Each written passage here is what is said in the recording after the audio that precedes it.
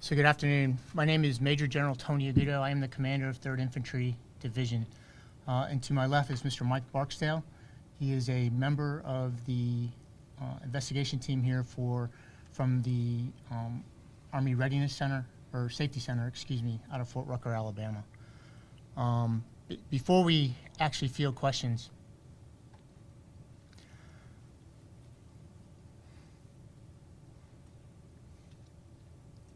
I would like to offer my sincere condolences to the family members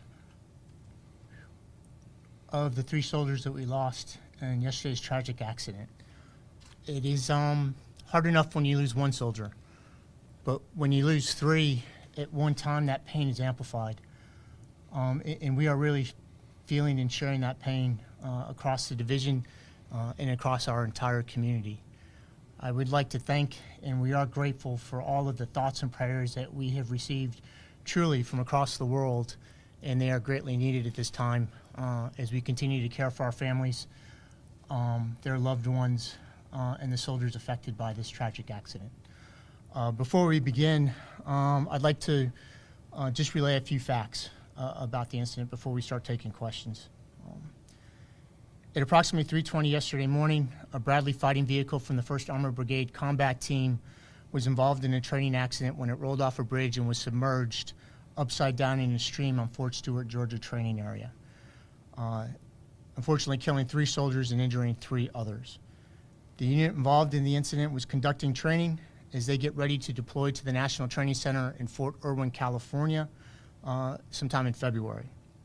This was a single vehicle accident involving the 6 soldiers. The 3 injured soldiers were evacuated to the Wynn Army Community Hospital here on Fort Stewart. 2 were treated and released that same day. 1 was further moved on and transferred to the Memorial Hospital in Savannah, Georgia. He is currently in stable condition with non-life-threatening injuries.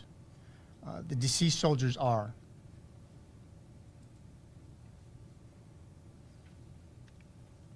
Sergeant First Class Brian Jenkins from Florida, Corporal Thomas Cole from Ohio, and PFC Antonio Garcia from Arizona. We will hold a memorial service for the soldiers in the near future, honoring their service to our nation.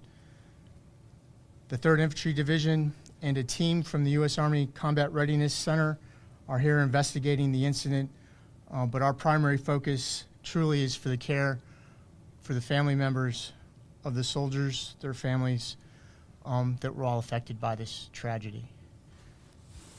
And with that, we are happy to take your questions. Sir, the soldiers were driving in blackout drive conditions that night, is that correct? Sir, it was at night. It was very early in the morning. Under what systems they were using to mitigate that risk is a little premature to answer right now. It is still an open investigation, and that will be part of the investigation. Typically with training exercises like this, are there higher ranking supervisors on hand? Absolutely. So in a training exercise like this, we plan it months in advance. It's resourced. It's rehearsed before we actually execute any kind of exercise. And that's everywhere from me being briefed on the exercise and approving the missions to the brigade commanders, the battalion commanders, the company commanders, the non-commissioned officers that are there in the conduct of the exercise. And that was the case with this one? Yes, it was. Is there any indication, Saturday night into Sunday morning was when whatever was left of had been Tropical Storm Nestor came through southeast Georgia and the area. Is there any indication that severe weather might have played any kind of role in this at this point? So it is true Nestor came. We didn't really feel the effects that we originally thought were going to happen. I would tell you that in any exercise, any commander, any soldier has the ability to stop, question what we're doing in the answer for safety. In other words, if we feel a commander, even though I have issued an execution order, can stop a training incident if he feels it's unsafe. In this particular incident, the effects of Nestor, or what was left of Nestor, had gone through. None of the warnings were out there to include storm surge or winds or any of those advisories. They had already passed at the time. While the investigation is ongoing, is there any aspect of training that is currently put on hold or changing while you gather more information? So the training that we're conducting in preparation for the National Training Center is what we do really across the Army and is standard. When we have an accident like this, we will stop. We'll do a quick discussion with all of our soldiers as to what we can do to help prevent these accidents, but the training still continues to go on. We do take considerations to ensure everybody is doing things safely, but there is a process by which we look at the training, assess the conditions, do risk mitigation or understanding the risk. And as I said, each commander will brief and then has the ability to adjust the training based on the safety conditions. It's not being totally halted at this point. No, it is not. It is not. How often do you see accidents like this during training? Accidents of this tragedy, not very much. Do accidents occur? Of course. Training is tough, realistic, and we train for all sorts of conditions, no matter where we would go. You would expect us to do that, and this was the case in this incident. So if I may go a little more specific into this particular type of vehicle, and maybe either of you can answer to this. This is perhaps the second or third accident this year involving a Bradley fighting vehicle, the most recent being a death at Fort Hood. What are the types of risks that are taken into consideration about this specific vehicle when training? All of our vehicles, the soldiers receive training on how to operate those systems, both under limited visibility, as were experienced on the night of this tragedy, and during daylight conditions. All soldiers receive rollover training to help mitigate the potential hazard of a rollover. So soldiers are trained to operate this type of equipment in all different types of terrains and all different types of weather conditions. So I've been training on Bradleys and armored vehicles as long as I've been in the Army. We have a process by where we identify risk, we mitigate that risk, we do specific training for all sorts of conditions, and soldiers are trained on how to react in all of those conditions. At this point, is it still just too early to say, even preliminarily, why y'all think this Bradley went off this bridge? Short answer is yes, it is too early. Sir, you said you had a third soldier in the hospital. Do you know his or her condition? We know that he is stable. We know it's non-life threatening. As far as training goes, where do you go from here, sir, on Fort Stewart? I mean, does it change anything? Or? Really, as the investigation goes, and we learn from the investigation, which is really why we have our safety center and what they're doing out here, we will learn things to help prevent this in the future, and we'll take those lessons and incorporate them as needed. But it's a little too early to tell right now what could affect the training or how we do it. What's the timeline like for this investigation? What are some of the next steps? Typically, it takes us 3 to 4 weeks on the ground to complete what we call our field report. And then from there, we will present the command here at Fort Stewart with what our findings and recommendations are.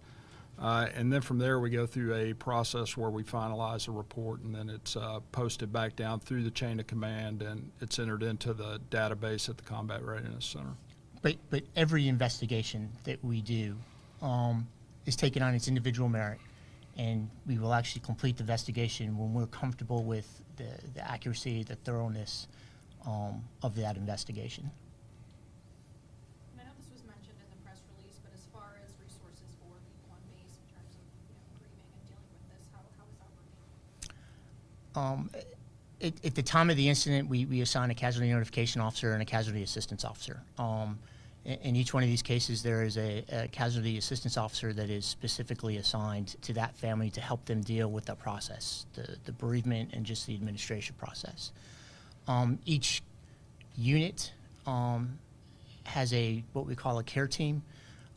It's usually comprised of soldiers, leaders, family members that are specifically there to help them. We also have a number of agencies and services here on post, and in the units, chaplains, behavioral health, grievance or bereavement specialists that will help them work their way through this. When the time is ready for the unit and the family members, we will have a memorial service that honors both their service and the family members as well. Was this a high bridge over the water? Was the water terribly deep? I mean, is there anything further y'all can tell us about that? Truthfully, no, not until the investigation's complete. At this point, do we have any idea if the cause of the fatalities was more likely impact or being underwater? Again, no, I can't tell you that right now. Are you able to tell us how many other soldiers were training at the same time, perhaps in the same vicinity? So the entire combat brigade was actually out on training as part of this exercise. This particular incident, there was a battalion out training, and at the time of this movement, the battalion was all moving as part of the exercise. And this particular accident itself, there was a company as part of that battalion training. And are you able to confirm that the soldiers drowned? There is a team from our medical command here that is in the process of conducting the autopsy, so it would still be too early to say. Were there others nearby who were able to get to the scene fairly quickly? I mean, it's not clear if they were by themselves or might have taken a little time for anybody else to get to them or not. Yes, as I said, this particular incident, it was part of a battalion training exercise, and they were in the process, or they were with their entire company, so there were other soldiers nearby that assisted. Kind of circle a bit back around to the Bradley. How it takes 6 people to operate, yes? I'm going to give you it depends answer. A Bradley has a driver, a vehicle commander who's responsible for the vehicle, and then a gunner who also sits next to that vehicle commander. In the back of the Bradley, because its main role is to be a personnel carrier, the number of people that could actually be in the back of that vehicle varies depending upon the type of unit it is. And is it like a tank where you get it from the top? Actually, in a Bradley, you can get in a number of ways. You can get in from the top, and you can get in from the backside of the Bradley itself. But all 6 people involved in this case were in this one vehicle. Yes. Yes. You said it's already hard losing one, but now 3. How has it been for the past 24 hours? Tough, in a word. We have all of our leadership have spent time with the unit. We spent time with the families. We spent time with the injured soldiers. It's been a tough time for all of us. How many times in your career have you had to do this difficult thing of talking about losing soldiers? And I'm sure it does not get any easier. I've been in the Army for quite a long time, and as you know, we've been all over the world. It never gets any easier, regardless of the circumstance.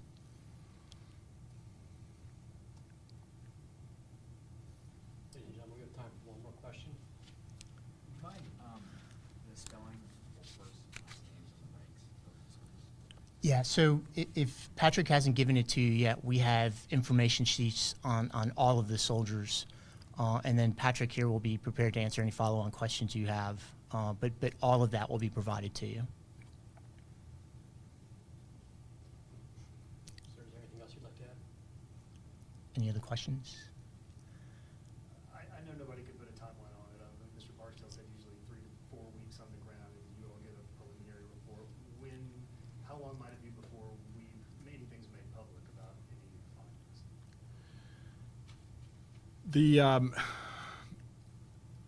We work under the auspices, this is privileged safety information. There are other ongoing investigations as well. Some of our information is releasable under FOIA, but that's how safety investigations are conducted. Just for context, is there, how many deaths from training exercises have happened here at Fort Stewart before? I can't speak for the history of Fort Stewart. I can tell you that our last training incident was 2018, early 2018.